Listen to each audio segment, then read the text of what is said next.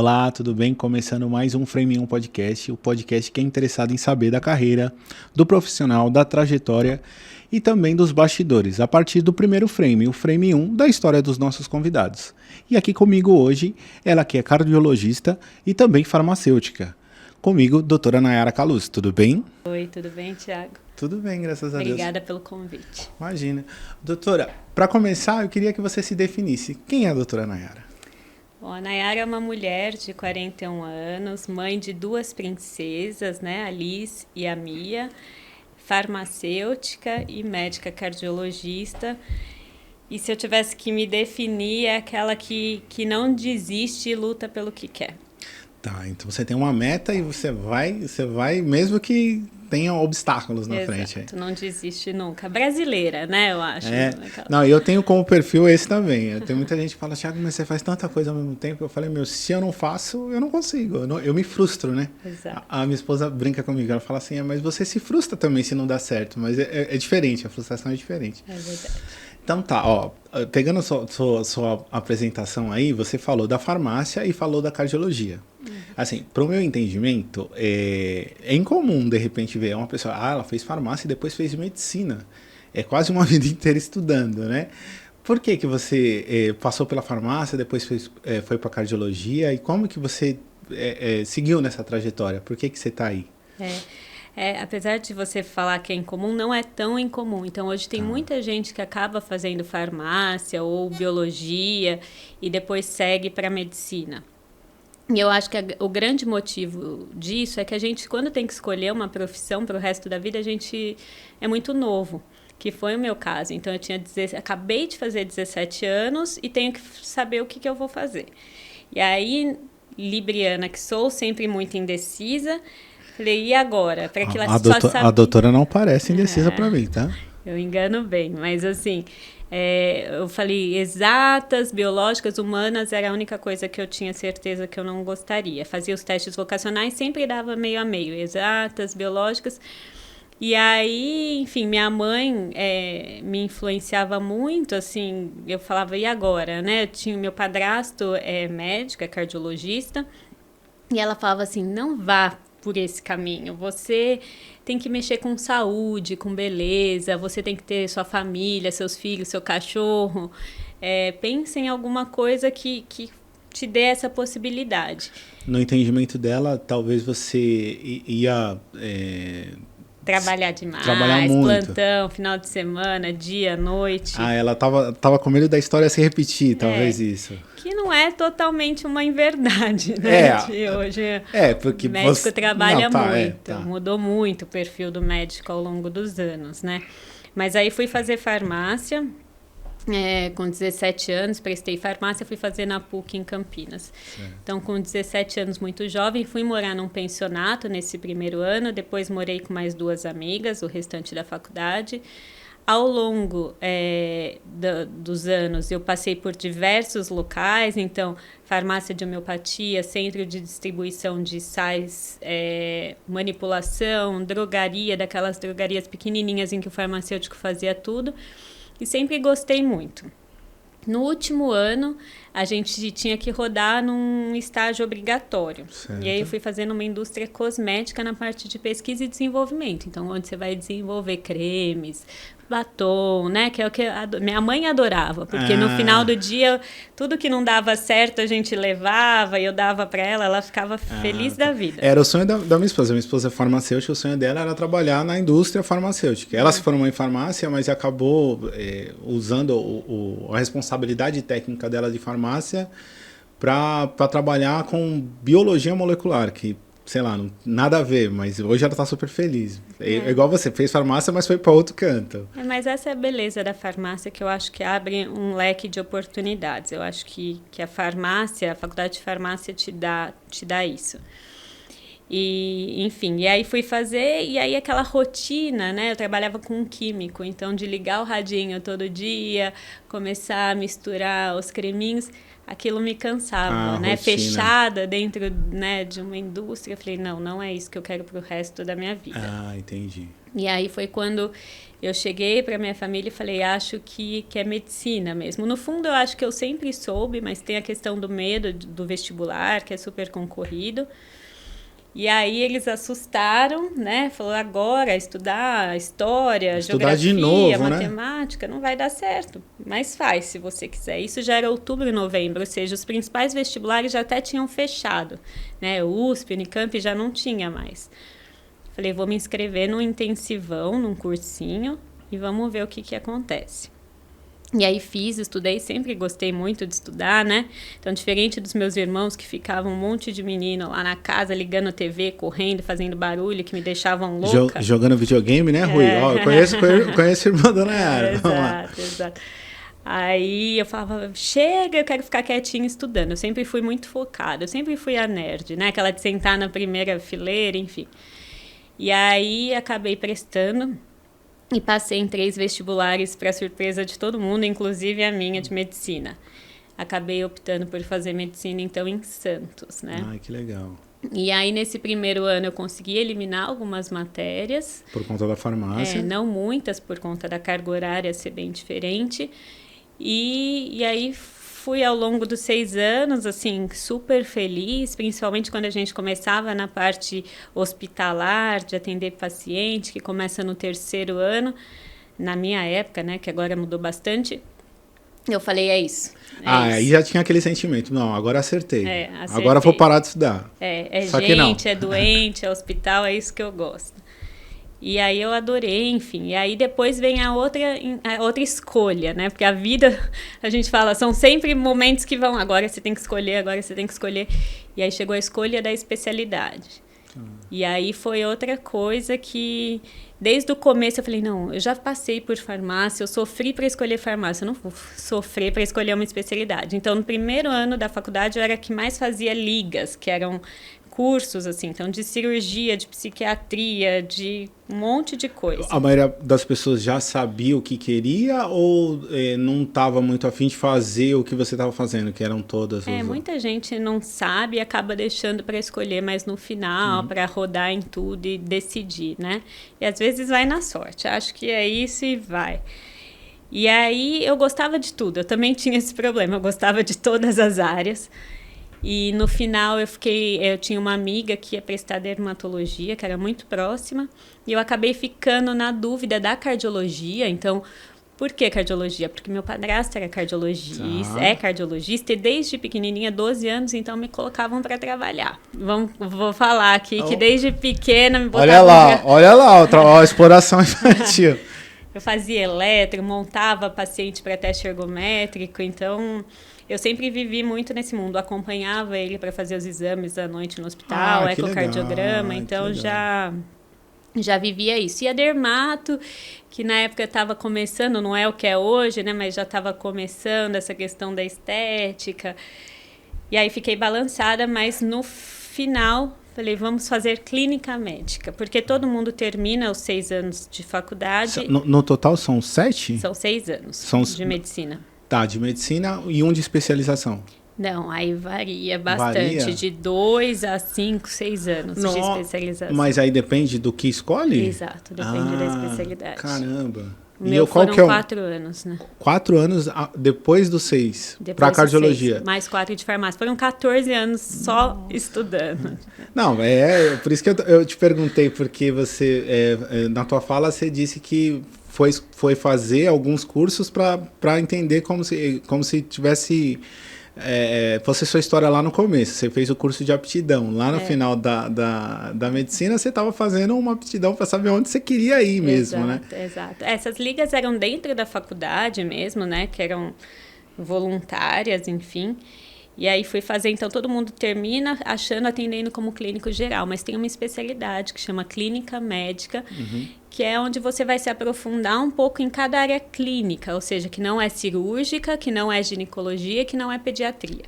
Então, endócrino, reumato, cardio, nefro, você roda para entender um pouco melhor cada especialidade clínica. Entendi. Isso são 2 anos. E aí você pode prestar uma prova de título de especialista em clínica médica. Então, fiz 2 anos no Hospital São Paulo, na Unifesp, de clínica médica. E rodou também em Campinas, Santos, voltou para São Paulo.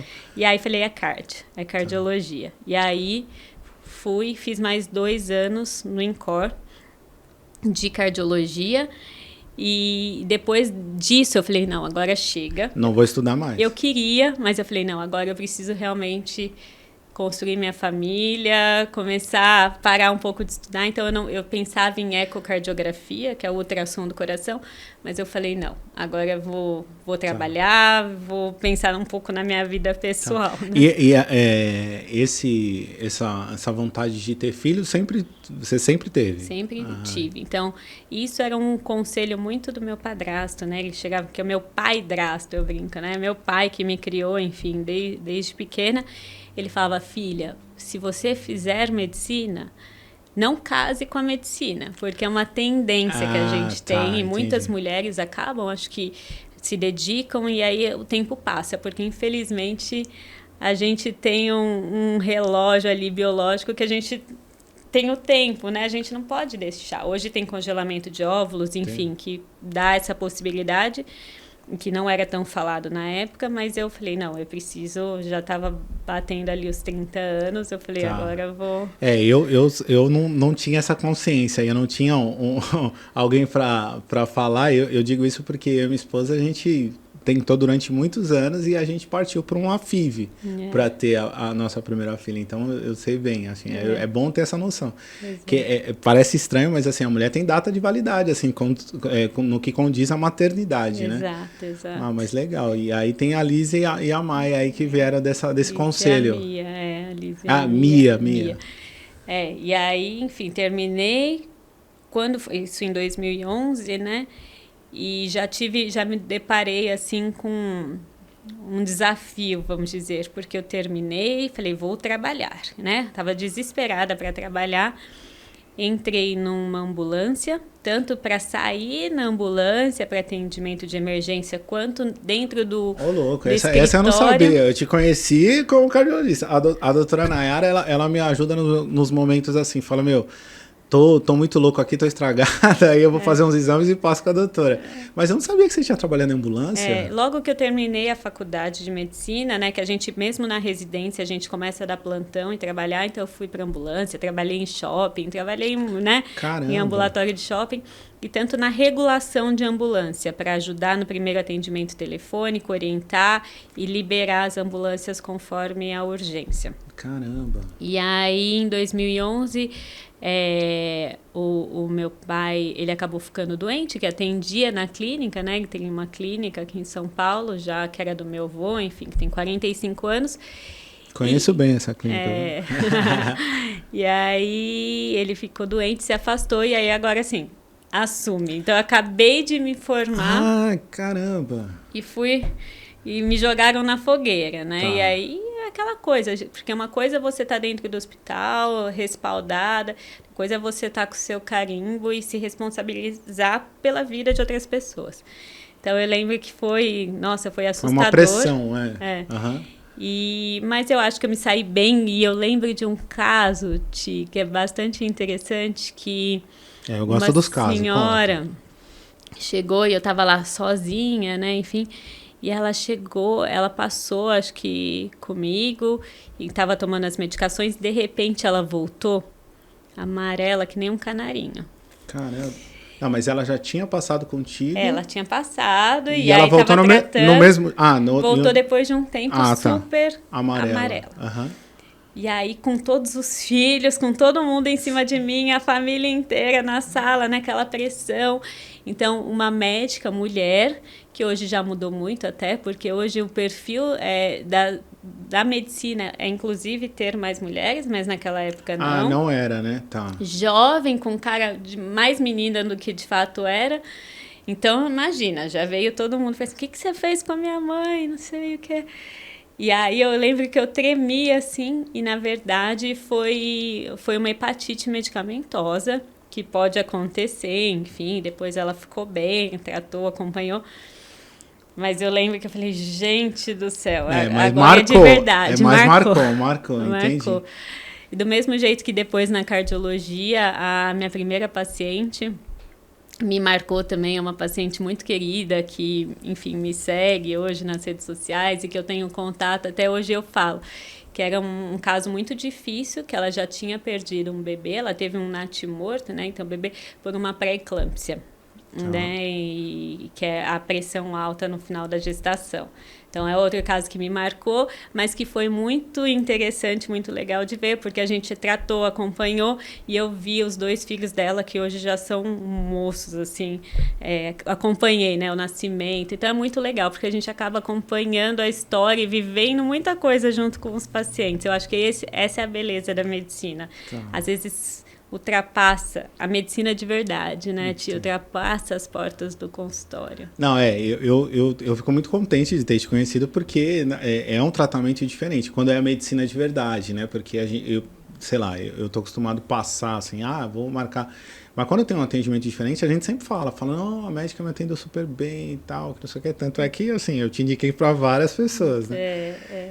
Não, muito legal. E aí, assim, a gente falou da farmácia, falou você chegando na medicina e sua trajetória pela medicina, mas eu queria que você contasse um pouco mais, porque eu sei que sua trajetória, ela segue, né? Ela segue de uma maneira que, para mim, é incomum, porque você não... saiu do hospital, né? Você não está mais atendendo no hospital. Onde que você está hoje? O que acontece, né? Então, eu falei, a medicina, ela viveu uma transformação muito grande nos últimos anos, né? Que, infelizmente, não de uma maneira muito boa. Então, eu falo que desde daquela coisa que tinha do meu avô, né? Que se formou em 1940, lá na USP, que tinha 2 mulheres na turma inteira, até agora, então... eu vi um pouco essa história. E a medicina, assim, não só... Eu acho que a questão do respeito pelo médico, enfim, por qualquer profissional, né? Mudou muito. E eu vou contar uma história também aqui para vocês. Como virou uma coisa muito comercial. Eu falo, a medicina virou banco, sabe? Então mudou muito, né? As pessoas estão muito preocupadas, às vezes, em ganhar dinheiro e esquece a questão do lado humano, a questão do medicina motivo, de verdade. Medicina é dom, né, Ti? No fundo, eu acho que medicina é dom e isso mudou. Porque hoje é quem consegue pagar. Hoje as faculdades são caríssimas, enfim, mudou muito o perfil. E aí, isso começou a trazer um certo descontentamento. E aí, quando eu tive minha segunda filha... E eu sempre, enfim, a gente é profissional autônomo, né? Então, eu tive as minhas 2 filhas, eu fiquei acho que 1 mês, né, de licença. Isso acontece com a maioria das médicas que eu vejo. E depois já volta e continua a vida, porque não dá para ficar muito tempo sem trabalhar. Não dá para parar. E aí eu levava as meninas para o consultório, as 2 eu levei, ficava numa salinha, amamentava, saía, atendia... Ficava com a babá eletrônica ali do lado, se precisasse de alguma coisa. Nossa, mas que loucura, hein? Uma loucura, achei. Mas, assim, uma loucura eu gostava, né? Então, não era um grande sacrifício. Tinha o cansaço das noites sem dormir, mas eu lidava bem com isso. E aí, eu lembro que depois do nascimento da Mia, da minha segunda filha, eu, nessa loucura de amamentação, saio da sala... Eu voltei para atender um paciente. Eu nunca diferenciei paciente particular de paciente de plano de saúde. Então, meus atendimentos eram iguais. O tempo era igual. Eu não conseguia atender super rápido para fazer um volume, para valer a pena financeiramente. Nunca consegui. E eu lembro que eu falei, boa tarde, cansada, né? Amamentando, aquela coisa, leite, peito, hormônio. E aí ele falou assim, boa noite. Você demorou muito para me chamar. Ele já estava Estava irritado porque eu atrasei. Aí aquilo, eu falei assim, gente, juro, tia, foi uma coisa assim, eu falei assim, não é possível que eu estou ouvindo isso. Eu me matando aqui para fazer o melhor, para, né, dar de mim para ajudar. E assim, atrasos acontecem, não, acontece, né? E a pessoa não é obrigada a ficar. Eu falei, podia ter ido embora se não quisesse esperar. Não. Então, aquilo foi uma coisa que me marcou muito. E a minha vontade já de não atender era gigante, ruim, mas ruim. Eu falei, não, vou atender e vou fazer o meu melhor. Mas aquilo já trouxe uma coisa de que não estou sendo reconhecida e... acho que mais que isso, não estou contente com o que eu estou fazendo mais, né? É uma frustração, assim, de como as coisas caminhavam. Então, foi um conjunto. O nascimento da minha segunda filha, essa questão que a gente não sabe, por ser autônomo, a gente nunca sabe no final do mês quanto vai ter, de fato, né, na conta.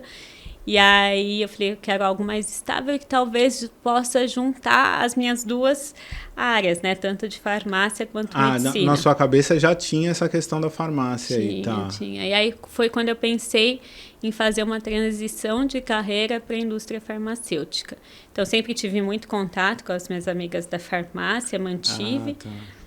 E aí eu comecei a falar, olha, se você souber de alguma vaga dentro da indústria farmacêutica, me avisa. E aí eu comecei a pensar, e eu falo que nada acontece por acaso, sempre tudo na hora certa. Eu acredito muito nisso, sabe? Hoje mais do que nunca. Eu acho que tem coisa que a gente precisa sempre olhar pelo lado positivo. Exato. E aí estavam precisando numa indústria, de uma cardiologista para ser gerente médica da cardiologia. Eu lembro que eles já quase tinham fechado com uma outra pessoa e eu apareci nos 45 do segundo tempo e acabou dando certo. Isso foi em 2022. Eu lembro disso pela questão do inglês, mas continua aí que depois eu vou perguntar do inglês. E aí foi uma coisa muito nova também. Por quê? Porque médico a gente acaba nunca fazendo entrevistas, nunca tendo uma coisa muito formal, né? É plantão, você vai, aceita, enfim. Você é cardiologista? Pronto, vem. E lá era diferente. E assim, na cardiologia eu tive, não só trabalhei na clínica do meu pai, né? Como trabalhei, então... Foi onde eu te conheci. Na verdade, não te conheci na clínica do teu pai. Te conheci em outro local, né? Onde você trabalhava. Eu trabalhei, enfim, com ginecologista, em clínica de reprodução. Trabalhei com cardiologistas renomados em hospitais, enfim. E aí, mas voltando, aí eu fui submetida a uma série de entrevistas. Eu lembro que eu fiz 7. Nossa! 7 entrevistas. Eu falava, gente, que coisa. É uma pressão que eu nunca tinha também sofrido, que é um pouco o mundo corporativo. E aí era entrevista daqui, entrevista apresenta caso, monta aula e faz isso, faz aquilo. Até que uma das entrevistas, a pessoa do RH me ligou. Eu lembro que eu estava no consultório ainda, aí só um parênteses, uma coisa interessante dessa, que começou o Covid, a gente passou pelo Covid, né? Foi bem nessa época do Covid? Foi um pouquinho depois, mas na época do Covid eu tive uma outra experiência interessante, que eu comecei a fazer telemedicina para postos de saúde do Rio Grande do Sul. Caramba! Então, foi muito interessante também, assim, eles falavam comigo num computadorzinho lá dentro do posto de saúde, foi outra coisa, uma experiência diferente. Essa assim. tecnologia aí, ela deu um salto, né? Eu lembro nessa época que tava todo mundo correndo atrás de, como que vai fazer transmissão, webcam e tal. A tecnologia deu um salto nessa época aí, acho que todos os médicos passaram a fazer telemedicina. O Covid a gente pode falar também depois, porque eu tive histórias interessantes, assim, né? E eu lembro com um filho pequeno, medo, como eu ia atender, toda paramentada. E às vezes eu também vou contar já um paciente Conte-me tudo. Um paciente que era deficiente auditivo na época do Covid, então ele não escutava, ele fazia leitura labial. Imagina na época do Covid, eu cheia de máscara, cheia de coisa, cheia de como que era para atender. E ele foi com a namorada, que também era deficiente auditiva. E aí eu lembro que a correria para arrumar uma máscara transparente. Nossa! Para atender. Então, assim, teve muito caso, assim, né? E, enfim, casos muito tristes de pacientes que tiraram a vida por conta de quadros depressivos. Então, o Covid foi muito pesado. Essa época do Covid foi assustadora, assim, para mim. Na verdade, assim, eu não perdi pessoas próximas, Mas eu estava participando de um projeto, eu lembro que era um projeto de um aplicativo na época, e aí tinha um dos desenvolvedores que numa reunião ele não apareceu, e aí na outra reunião a gente descobriu que o cara tinha falecido. E teve um caso até no hospital da sua mãe, né? Que a gente estava num projeto juntos também e tinha uma menina lá que faleceu. E assim, estava grávida. Nossa, foi a filha nasceu e ela faleceu, né? Nossa, é uma época que assim, eu não tenho, assim, eu sei que trouxe bastante coisas boas, mas não tenho saudade nenhuma. Espero que a gente nunca... Foi um novo estilo de vida que trouxe muita tecnologia, possibilidade de telemedicina, mas foi momentos muito difíceis, né? Eu lembro que eu já me abrindo aqui, contando do meu ponto fraco, sou uma catástrofe na cozinha. Adoro comer, mas não sei cozinhar. É uma coisa que minha mãe e minha avó fazem muito bem. Já tentaram, mas eu falei, eu não gosto. E eu falo que precisa, tudo que a gente faz tem que ter amor. Não, mas senão não fica aptidão bom. Também, não tem problema. Eu sou o tipo da pessoa também que, por exemplo, eu gosto de cozinha. E se eu tô mexendo lá, eu não quero ajuda, eu não gosto de ajuda. É só aquele cara que tá na churrasqueira, vem eu falo, não, aqui é o limite, aqui, ó. Você não dali você pega a carne, mas você não vem na minha churrasqueira. Eu sou esse cara. Mas imagina então não tem problema. Na pandemia, que aí eu falei, eu tinha uma filha pequena, eu tinha que alimentar minha filha, então eu tinha que fazer, não tinha quem fizesse. E aí eu tive que aprender a mexer no panela de pressão e olhando lá YouTube, como que eu vou fazer a beterraba, nossa senhora. A minha esposa morre de medo de panela de pressão. Eu também, enfim. Mas trouxe aprendizados, né? Foram momentos difíceis, mas que eu acho que houveram aprendizados. Aí, enfim, você arranjou a máscara transparente, era bem na época que você estava passando as entrevistas. Não, as entrevistas foi um pouquinho depois, a pandemia acho que começou a diminuir ali em 2021, 2022 a gente ainda vivia no comecinho. Tanto que eu lembro que quando eu comecei lá na indústria, a gente tinha que ficar muito afastado, tinha que usar máscara ainda. Mas aí tiveram essas entrevistas e um dia a pessoa da RH me ligou. Isso, você tinha parado aí. E ela falou, conversando tal, ela ficava nos Estados Unidos, essa pessoa. E eu estava no consultório, fechei minha agenda para fazer a entrevista e em um dado momento ela falou assim... agora a gente pode falar em inglês? Isso que eu queria saber, porque eu lembro que a gente conversou dessa questão do inglês. Nossa, aí me deu aquele gelo na barriga. Por quê? Porque como médicos, assim, normalmente eu falo, a gente sempre lê muito artigo, que sai muita coisa em inglês, mas a gente nunca fala. Normal. E aí eu falei, gente, se eu soubesse, eu tinha preparado alguma coisa para ler, porque era pelo telefone. E eu não tive tempo, eu nem imaginei. Não foi? Você não estava preparada para o inglês de jeito nenhum? Não sabia, me pegou de surpresa. Caramba. E aí eu falei, vamos. E aí eu brinquei que eu não sei de onde saiu, que foi alguma coisa que baixou ali, que saiu um inglês, porque ela queria que eu contasse da minha trajetória, enfim, a minha experiência toda em inglês. E aí saiu alguma coisa ali, que, enfim, no fim deu certo porque eu passei. É que eu tendo a achar que as pessoas que são nativas do inglês, elas não têm tanta preocupação com que a gente tem de falar corretamente. Porque quando eles falam o português, quando alguém fala o português, você percebe o sotaque, você percebe que às vezes a conjugação não está correta e a gente também não liga. É que a nossa mania de ser perfeccionista nos diz, eu não falo inglês, não que eu fale inglês, mas a gente se vira e tudo bem, você está falando de uma indústria farmacêutica, talvez a exigência fosse um pouco maior.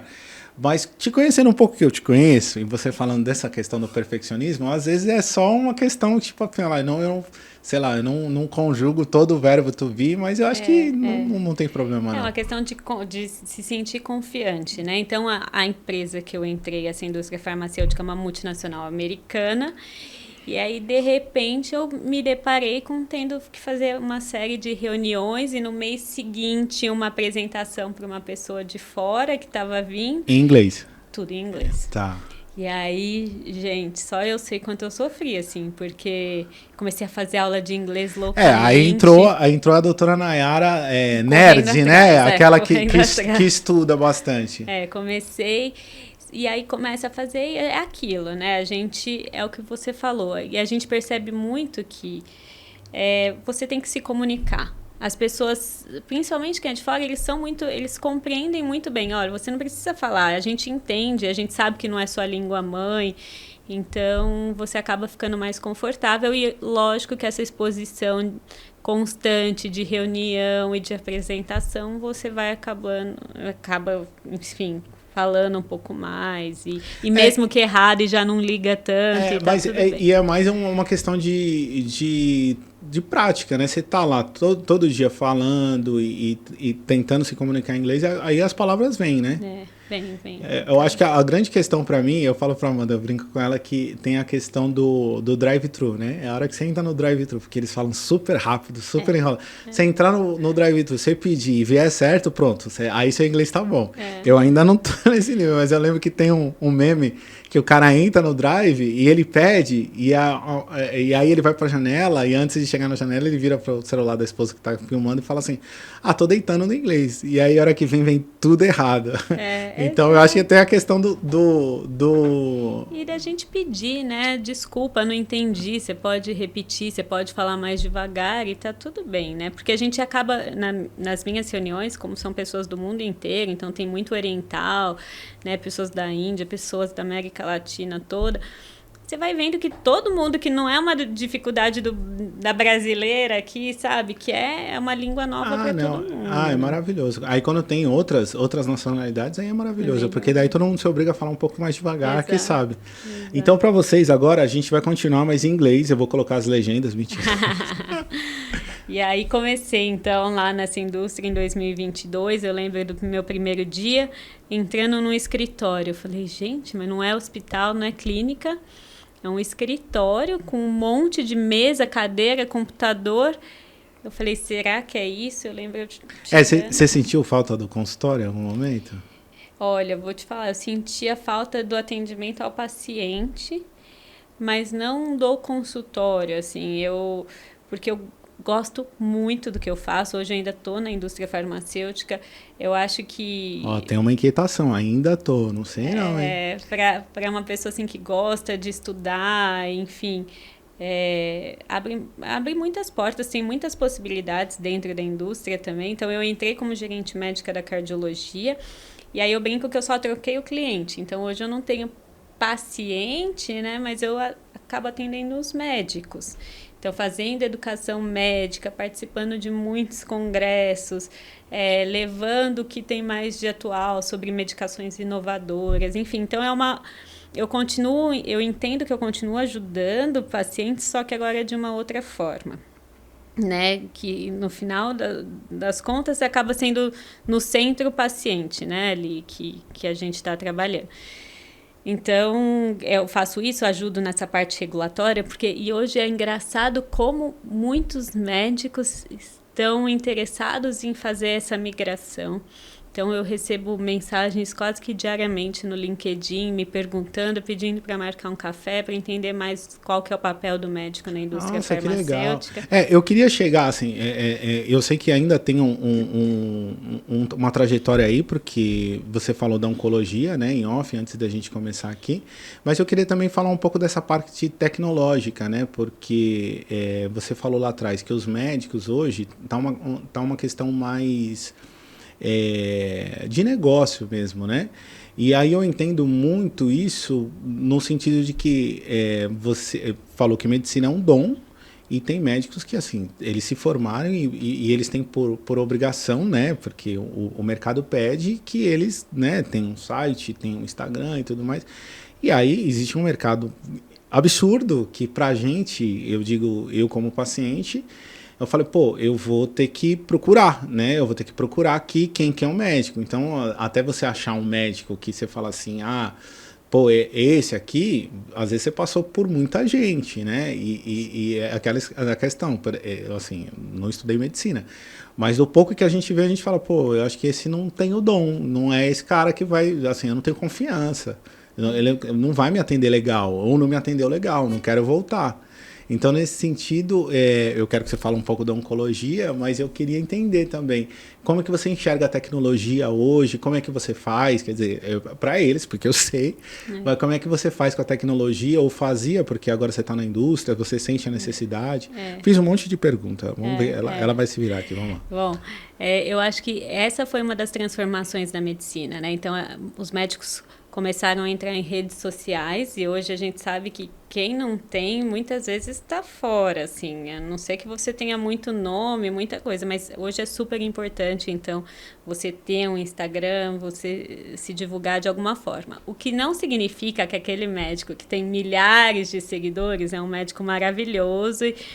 Então, porque às vezes um médico que tem um currículo muito bom e que é muito capacitado e muito, enfim, as pessoas, então os leigos hoje, às vezes não conseguem diferenciar. Então esse é um problema que a gente vive na medicina. Às vezes o médico que tem muito seguidor, que às vezes não tem uma especialidade, não tem um título de especialista, acaba sendo considerado bom, e aquele que ficou se matando lá, que às vezes não é muito... Eu falo que médico normalmente não é marqueteiro. A gente não sabe se vender. Tem muito médico que ele é um pouco avesso à tecnologia e acaba recorrendo à tecnologia por necessidade. Mas eu vejo um movimento, agora falando um pouco do meu conhecimento, eu vejo um movimento diferente no sentido do que era a internet antes e o que é a internet hoje. O que eu acho? Hoje está mais difícil, até com milhares de seguidores, você ser de verdade sendo de mentira. O que eu quero dizer? O público, a maioria das pessoas hoje, elas já estão se ligando que hoje elas precisam olhar mais do que só os seguidores dos médicos. Acaba entrando numa dessas, tipo, por exemplo, deixa eu ver, a doutora Nayara tem Instagram, mas deixa eu ver um vídeo dela, deixa eu consumir ela no YouTube aqui, vamos ver o que está falando, vamos ver as avaliações, porque seguidor por seguidor às vezes não quer dizer muita coisa. E eu acho que existe um movimento que depois da pandemia deu uma destravada, porque todo mundo foi para a internet e veio muita gente boa, mas tem muita gente ruim também, de quem não estava na internet. Então eu vejo uma questão que hoje está mais difícil, embora pareça uma contradição, mas está mais difícil você mentir na internet. Porque assim, você começa a olhar os comentários, você começa a olhar um monte de coisa, você fala, não está consistente. Pelo menos eu que sou da tecnologia.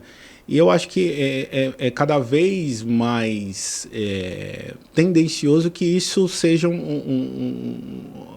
não vai dar para ser de mentira mais, daqui a pouco. Pelo menos eu acredito e espero que seja assim. E eu acho que é isso, né, Ti? Você me ajuda aí nas redes sociais, você tem a agência, e eu acho que é importante a gente ter...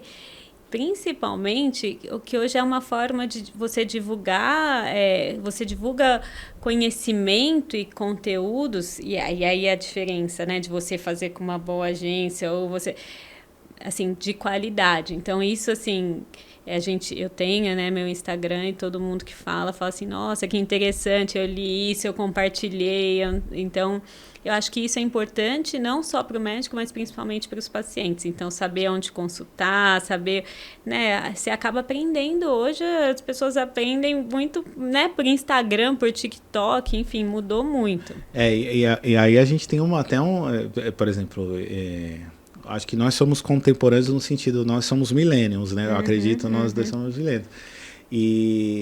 Mas tem muito isso, né? Por exemplo, você falou do TikTok, tem outras redes que, assim, elas já estão sendo frequentadas. Eu, como agência, tenho como obrigação ir. Mas eu, como millennial, né? Eu falo, mas não conversa muito comigo isso. Exato. Mas eu já estou indo, porque eu preciso, né? Eu espero que não tenha uma nova pandemia, mas, assim, a gente é obrigado a dar uma migrada. Eu demorei para sair, até antes da agência, sair do Facebook para ir para o Instagram, mas é uma tendência, a gente precisa. Exato. Mas a gente também tem que olhar que, é super complicado essa questão, tipo, tá todo mundo lá, agora quem tá de qualidade lá, né? O que é real, o que é...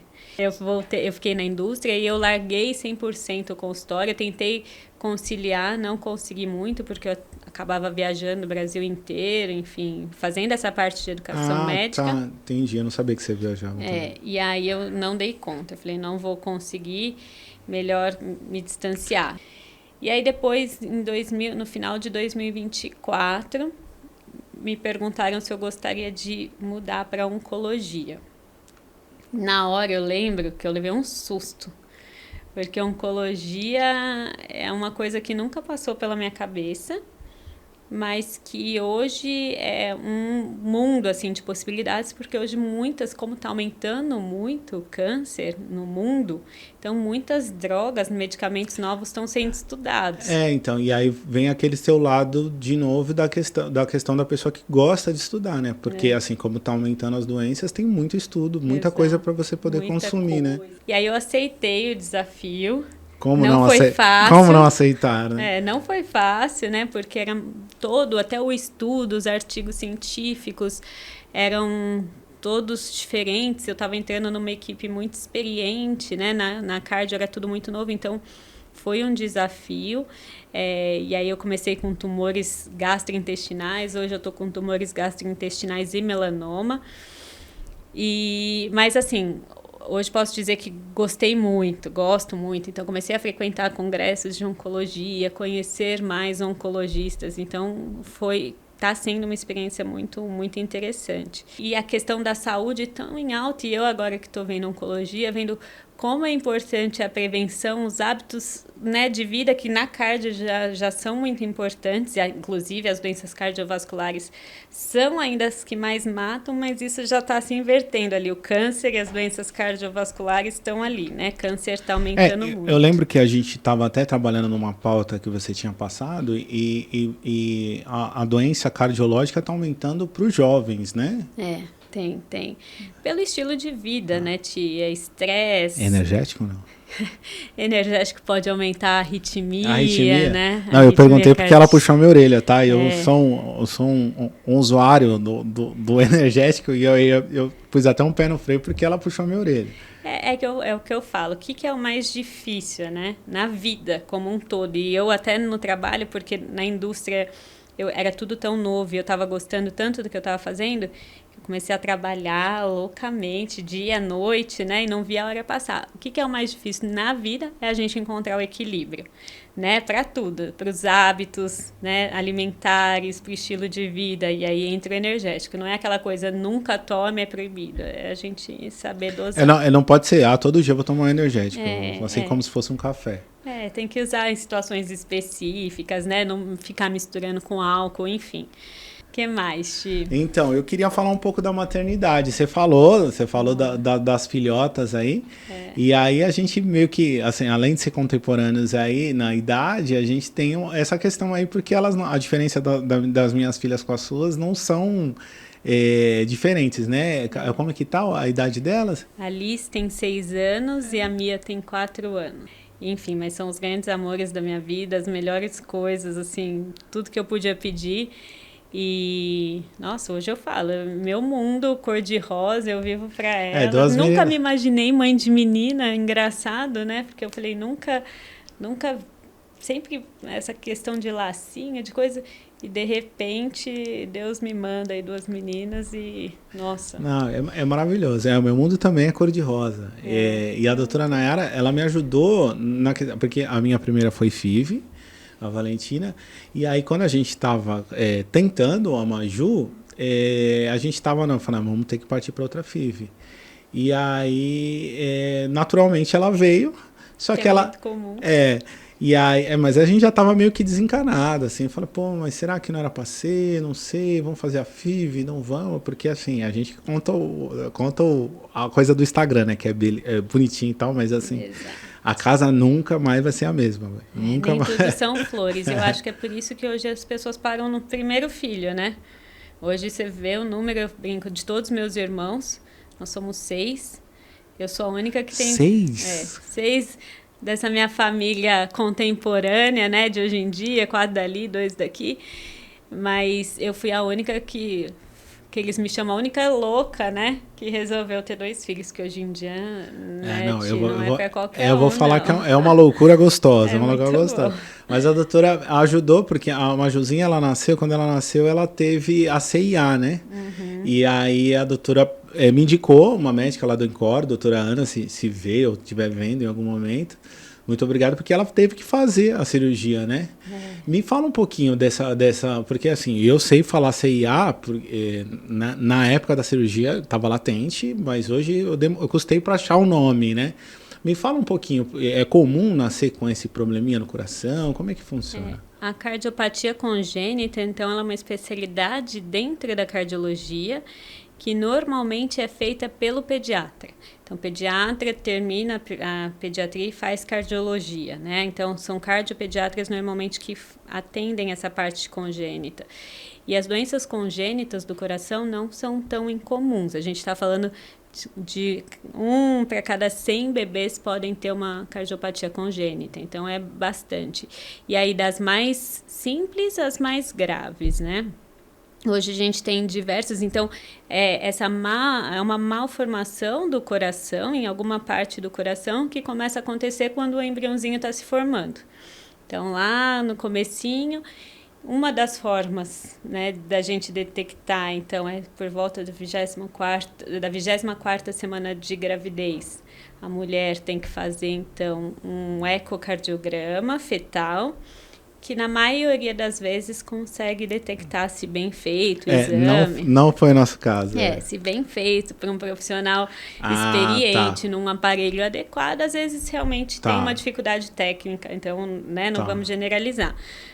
Mas normalmente é detectado aí, e aí a criança nasce, e aí pode demorar ou não para aparecer alguns sintomas. Então, da criança ter dificuldade para ganhar peso, ou cansar para mamar, ou ficar roxinha, dependendo da cardiopatia. A Maju, ela teve cansaço, mas o nosso caso foi um pouco diferente, porque a Maju, tanto a Maju como a Valentina, imagina eu, fotógrafo e tal, a filha vai nascer, aí você bota a câmera na cabeça e tal, que não sei o quê.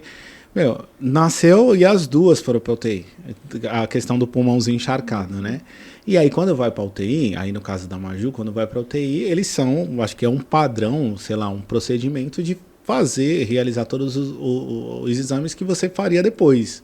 Então, ali a gente já saiu da UTI já sabendo que, fizemos um eco, tem uma aberturinha, que naturalmente fecha, né?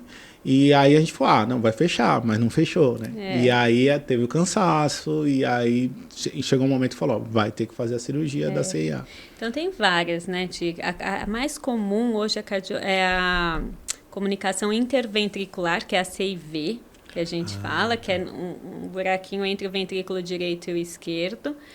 Tem a CIA, que é a comunicação interatrial, que também é um buraquinho entre o átrio direito e o átrio esquerdo. Então, o sangue oxigenado passa para o lado do sangue rico, pobre em oxigênio, e eles se misturam e pode aumentar o átrio, enfim, e dar esse cansaço. Às vezes a detecção é no exame físico da criança, então houve um soprinho, que no começo é normal ter, né, que a gente fala que é funcional, e depois isso tem que desaparecer. É porque está em desenvolvimento, né? A criança está desenvolvendo. Tem várias, né? Uma infinidade. Tem a PCA, que é a persistência do canal arterial, tem tetralogia de Fallot, hipoplasia de ventrículo esquerdo, tem um monte aí de cardiopatias congênitas, que aí vai depender isso, dos sintomas, se está tendo dificuldade, se está roxinho, dificuldade de ganhar peso, não está mamando adequadamente.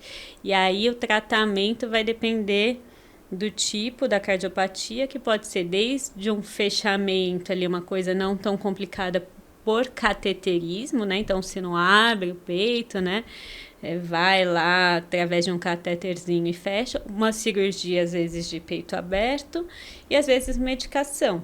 Então, porque algumas vezes pode fechar ou não, e aí tem que acompanhar, tem que ter um atendimento super próximo e com um médico super de confiança. Tem que ser um médico que tem o dom, né? Ainda graças a Deus que eu conheci a doutora Nayara, porque na hora do vamos ver, eu falei, gritei socorro pra quem? Pra doutora. E a Ana é espetacular. Não, maravilhosa. Eu lembro que quando eu rodei no Incor, que eu passei na cardiopatia congênita, era aquela médica que a gente inspira, né? Então, a gente sempre tem pessoas que nos inspiram, e a Ana era uma delas, assim, de dedicação, E com a energia lá em cima, assim, muito, assim, eu acho que ela tem muito parecida conosco, né? Que ela tem uma inquietação, uma tempo super rápida, maravilhoso. E eu queria fazer mais uma pergunta. A gente passou pela questão das pessoas jovens estarem cada vez mais propensas a ter problemas cardiológicos, e isso é mais por estilo de vida, é uma questão que da atualidade,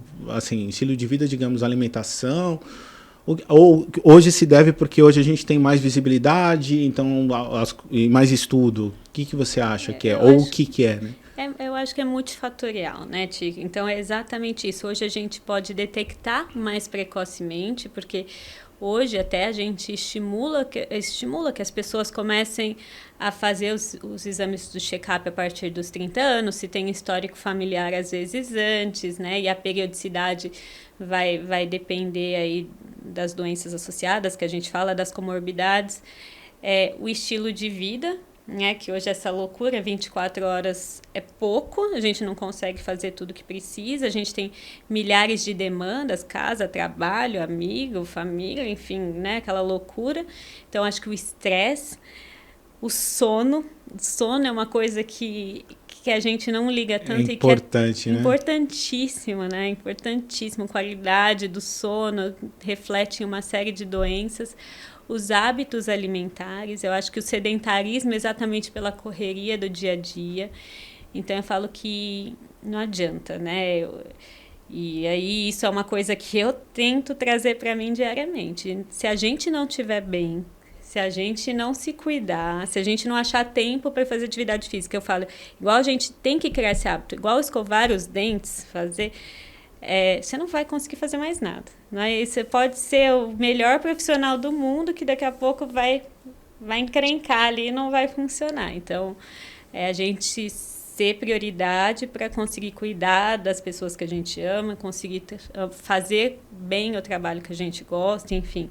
Então, eu acho que é multifatorial. É detecção mais precoce e hábitos inadequados, né? Então, eu acho que é essa associação. É um mix, né? Não, total. Acho que o que você está dizendo me destravou, mas não porque eu tive uma consciência de que eu precisava me cuidar mais. A minha consciência veio por conta das meninas. Porque eu pensava, se eu não tô bem, eu não consigo, né? Então, depois que a Maju fez cirurgia, eu mudei totalmente, assim. O que tá faltando agora é mais academia. Eu tô fazendo só o Pilates, mas mudou totalmente. Eu não como besteira, eu tendo a não comer açúcar. É uma coisa que, jamais faria. Acho que você tem que ter um incentivozinho, né? Exato. E homem, né, tia? Agora eu vou falar pros Pode homens. Fala mal dos homens. Homens, assim, eles falam, eu não vou no médico, eu não vou procurar, porque eu vou achar. E aí eu lembro que eu atendia pacientes, às vezes idosos, e eu não tenho nada, não tem, porque nunca passou no médico, nunca tem um monte de coisa e não sabe que tem. Então, homem é um pouco mais resistente a procurar, normalmente são as mulheres, né, uma amiga, alguém que fica incentivando a marcar.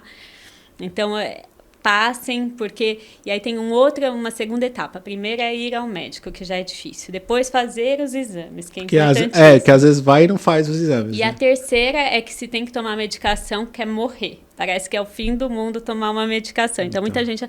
Eu vou ter que tomar pro resto da vida essa medicação? Vai.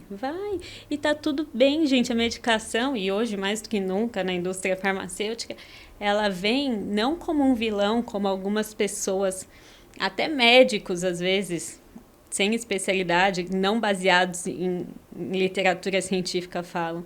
Ela vem para te ajudar. E é por isso que a gente está vivendo mais, né? Por isso a expectativa de vida aumentou. Então, assim... Ela não é para te fazer mal, não é para te dar dor de estômago, não é para causar problema no fígado. Pelo contrário, é para limpar suas artérias, é para te ajudar a ter mais, para controlar sua pressão, controlar seu açúcar, para você ficar bem. Então, que bom que você tem essa chance hoje. Então, Entendi. Não veja como a medicação como um vilão. Né? É porque, assim, do pouco que eu conheço, eu habito esse universo médico aí, e aí eu consigo traçar um paralelo e ver. Tem duas questões. Tem a gente procura o médico quando já está adoecido, e aí assim você tem que tomar a medicação para você resolver aquele problema. Mas tem o preventivo também, né? E o preventivo não é nada... Bom, você tá lá, você vai tomar um negócio que vai evitar que você tenha um problema lá na frente, né? Às vezes com mudança de estilo de vida a gente consegue, né? Então... mudou o guideline recentemente de hipertensão, então hoje o normal da pressão é abaixo, não é o 12/8, que a dietinha é abaixo de 12/8. É verdade, eu vi isso. Então, mas tudo isso por quê? Porque a gente vai vendo que a pressão abaixo de 12/8 vai ser melhor a longo prazo, vai levar menos AVC, menos infarto, a gente vive mais feliz e tá tudo certo. Então... Eu confesso que eu tenho uma questão, e hoje, assim, total, a doutora Nayara, acho que ela só vai conseguir, se eu contar tudo para ela, você vai conseguir puxar minha orelha por conta do energético. Porque eu tinha essa questão mesmo, de tipo, eu não vou no médico, vai que eu acho alguma coisa e tal. Mas eu tenho feito acompanhamento, de novo, acho que é por conta das meninas, e eu acho que, é só benéfico, né? A gente fica nessa de, não vou, tal, que não sei o quê. É a melhor coisa que a gente faz, porque senão, cara, aí a gente fica numas, tipo, sente uma dor aqui, aí a cabeça já vai lá longe. Exato. Mas você tá fazendo acompanhamento, você sabe que não tem nada demais. Exato. E aí é aquilo, né, Tic? Só voltando que, assim, é o equilíbrio, né, que a gente tava falando. Então, assim, tem que ter o trabalho, e a gente tem que ter nossos momentos de lazer. Aqui puxando já, que eu sou uma workaholic, assim, de trabalhar, de me envolver, de gostar, de não ver o tempo passar, e que eu tenho que, né, volta, você tem suas filhas, né, você tem que... E aí, para falar aqui no final do ano, então eu tive o meu momento de lazer junto com a minha família, que foi super importante, a gente viajou, passou momentos maravilhosos juntos. Eu falo, nossa, viagem cansa. Com criança cansa mais do que... Mas pra mente, assim, pra dar uma desligada... Enfim, é super importante, né? A viagem é maravilhoso quando você tá lá curtindo, porque o processo, principalmente com criança, e é maravilhoso também quando você volta para casa. Na hora que você volta, você fala, puta, cheguei. Que gostoso. Tem uma hora que você já tá cansado. É bom estar de volta em casa. Não, eu fico brincando, às vezes eu falo com algum amigo que não tem filho e tal, que não sei o que, não, tô sem tempo. Eu falo, não, você tem tempo, cara, você não tem noção, você tem tempo. E doutora, só mais uma pergunta que me ocorreu agora, porque hoje eu durmo melhor. Eu consigo dar um horário, assim, dar 9 horas, 9h30, depois que as meninas deitam, às vezes eu fico, eu sou um nerd também, mas um nerd no sentido de, eu adoro um videogame e tal, mas eu simplesmente não consigo mais, porque eu começo a virar abóbora. E o sono tem sido muito importante para mim, porque eu não sei se você se recorda, teve uma época que eu tinha dificuldade de ficar com o relógio, porque ele pegava meus batimentos cardíacos, né? Continua pegando, mas assim, eu não sei se era uma questão de ansiedade e tudo mais, e aí eu passei a não ficar com o relógio, e eu percebi que desde o momento que eu tenho dormido melhor, a minha ansiedade meio que zerou, assim, tipo, tem um momento que eu consigo realmente me desligar, né? Qual que é a importância do sono, e se a senhora consegue dar algum conselho para falar como é que faz para a pessoa dormir melhor, digamos assim? Então, o relógio, na verdade, né, essa tecnologia que traz tanta coisa, eu vou ser muito sincera e falar que eu sou um pouco contra esses Apple Watch, exatamente porque eu acho que é uma coisa que muitas das vezes só gera ansiedade, porque você está vendo mensagem o tempo todo, você está olhando a sua frequência, agora eu quero fazer meu eletro, então, gente, a gente já tem muita coisa para ocupar, então, eu acho que tem perfil, algumas pessoas têm perfil e ok, mas a maioria eu acho que não, tá? Então, eu mesma nunca usei o relógio, não gosto, enfim.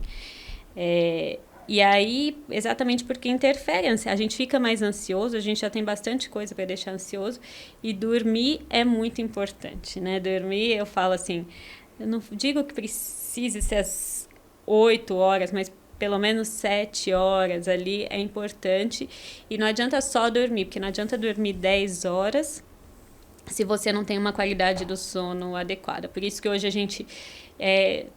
o sono, a medicina do sono tem sido um campo cada vez mais estudado. Hoje, então, tem uma série de exames para você ver se você aprofunda o sono, qual a qualidade, se você ronca, se você faz apneia do sono, tudo isso interfere. Muitas das vezes tem que usar um aparelhinho, que é o CPAP, para conseguir ficar melhor, não ficar cansado, não ter sonolência, não ter alteração da memória durante o dia. E o que a gente pode fazer para melhorar o sono? Bom, primeiro, se você não dorme bem, você tem que passar no médico, tentar entender o que está acontecendo, ou se tem sonolência diurna, se tem problema de memória, se ronca, enfim. Mas eu acho que hoje tela é um problema, né? Então a questão da tela, de celular, televisão, videogame, né? Porque tudo isso é muito estimulante para o cérebro. Então a gente sempre fala, idealmente... A dopamina, né? Dopamina. Idealmente, pelo menos 2 horas antes de deitar, evitar ficar. Já ir ali 2 horas antes de deitar, abaixando as luzes da casa, evitar muita luz branca, talvez luz amarela, assim, nos ambientes, nos quartos.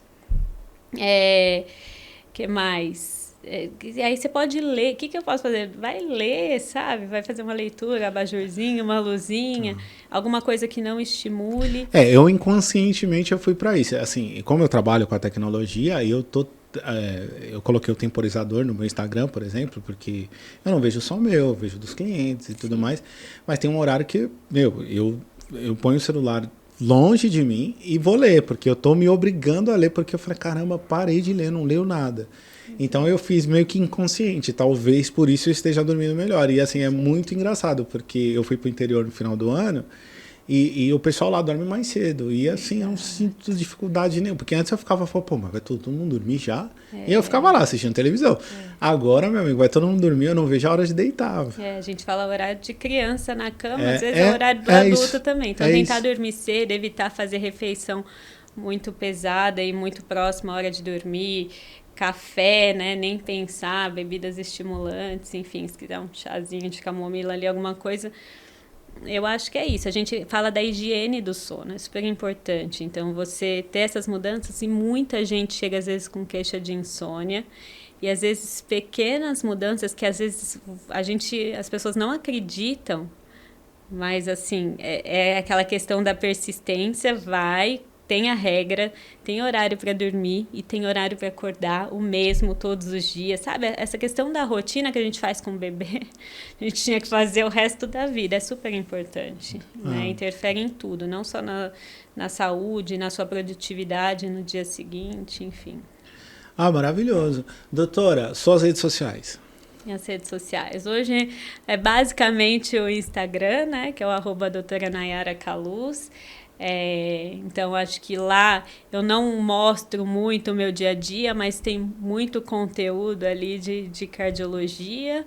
É isso, fazendo um pouco de tudo, mas assim, muito, muito feliz, né? Eu falo, só agradecer, não tenho nem... Não, mas é isso, a gente só tem que agradecer. Eu tô nessa não é aquela, como que é? Positividade tóxica que o pessoal fala, mas eu tô sempre olhando pelo lado bom, porque eu acho que eu tô fugindo de tudo que me faz mal. Tô tentando dormir bem, conversar com as pessoas que eu gosto.